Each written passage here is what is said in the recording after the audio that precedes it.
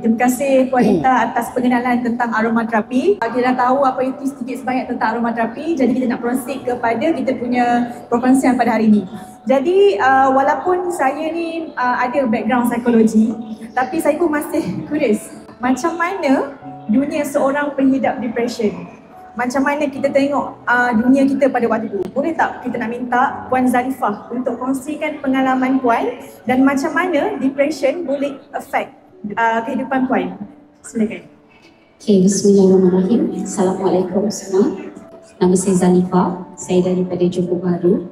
Dulu duduk di Kuala Lumpur, bekerja selama 18 tahun di Kuala Lumpur. Jadi saya adalah seorang yang profesional. Saya daripada bidang accounting dan kemudian saya masuk ke bahagian sistem. Saya bekerja dengan company besar, oil and gas company, public listed. Right, so saya adalah orang yang sangat aktif, orang yang sangat, orang cakap I love challenges, okay, I love challenges. Tapi apabila didiagnose dengan depression ni, pada ketika itu dunia seolah-olah tidak berfungsi. Dunia seolah-olah bergerak terlalu laju sehingga meninggalkan saya di belakang. Jadi saya tak mampu untuk catch up.